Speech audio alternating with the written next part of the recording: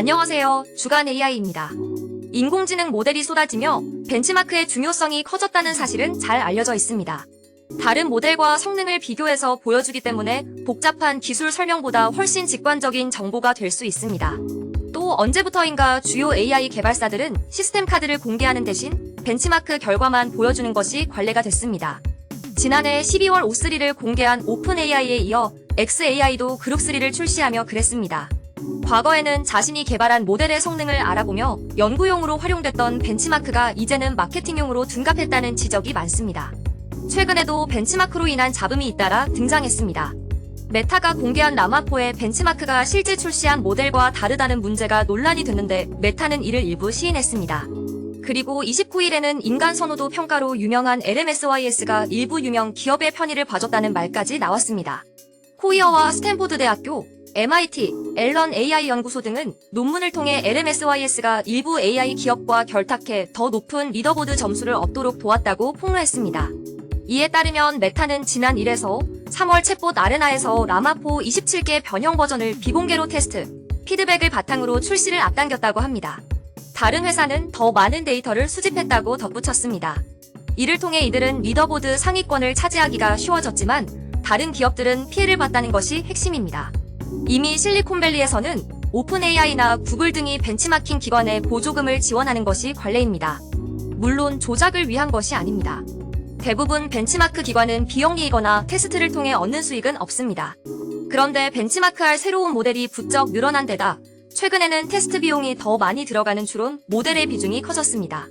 AI 테스트 기관인 아티피셜 애널리시스에 따르면 MMLU나 GPQA 다이아몬드, 인류의 마지막 시험, 라이브 코드 벤치, AIME 등 인기 벤치마크 7종에서 오픈AI의 5원을 평가하는 데는 $2,767가 소요됩니다. 엔트로픽의 클로드 3.7 소네트는 $1,485가 들었습니다. 조지 캐머런 아티피셜 애널리시스 창립자는 매달 수백 건의 평가를 진행하며 상당한 예산을 투입하고 있다라며 모델 출시 빈도가 높아짐에 따라 이러한 예산 지출은 증가할 것으로 예상한다라고 밝혔습니다.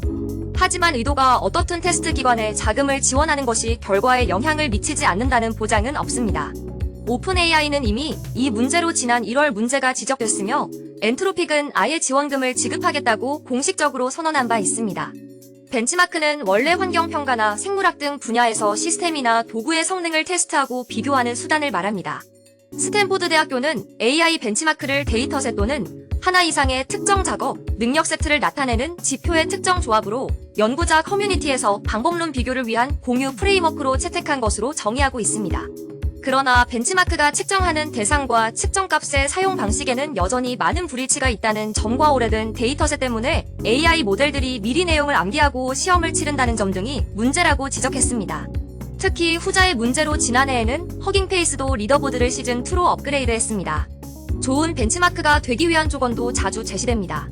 여기에는 데이터셋이 자주 교체되는 등 동적이어야 한다는 점, 단순한 지식 나열이 아니라 실제 인간 지능을 반영하는 능력을 측정해야 한다는 점, 인간 전문가도 어려울 정도의 다단계 추론과 종합사고 과정을 포함해야 한다는 점, 실제 업무와 관련된 처리 능력을 반영해야 한다는 점 등이 대표적입니다. 여기에 이제는 공정성까지 포함된 셈입니다. 또 벤치마크는 스타트업의 좋은 사업 분야로도 꼽힙니다. 실제로 이번에 문제가 된 LMSYS는 대학생들의 프로젝트로 시작됐지만 최근에는 회사를 설립하고 본격적인 사업에 나섰습니다. 기업의 참가 비용을 받겠다는 것입니다.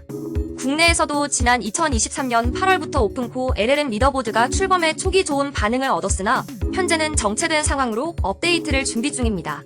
이 가운데 LG AI연구원이나 올거나이즈 등도 벤치마크로 확장, 관심을 모으고 있습니다. 벤치마크 무용론은 앞으로도 계속 등장하겠지만 벤치마크가 기업 마케팅에서 차지하는 비중은 더 커질 수밖에 없는 구조입니다. 좋은 벤치마크는 좋은 모델만큼이나 주목받을 것으로 보입니다. 이어 국내외 주요 뉴스 전해드립니다. 딥시크가 별도 발표 없이 새로운 수학 특화 모델을 오픈소스로 공개했습니다. 모델 자체보다는 곧 출시될 딥시크 R2와의 연관성에 더 관심이 모이는 모습입니다. 구글도 챗GPT처럼 네이티브 이미지 생성 기능을 제미나이에 통합했습니다. 그런데 지브리 스타일처럼 밈이 될 만한 힌트는 보이지 않습니다. 마케팅 센스가 아쉽습니다. 챗GPT가 아첨하는 현상을 되돌려 놓은 오픈AI가 사람들의 마음에 들기 위해 챗봇에 손을 봤다고 인정했습니다. 그런데 더 주목되는 것은 앞으로 챗봇의 성격 선택 옵션 기능을 개발 중이라는 말입니다. 지금까지 주간 AI였습니다.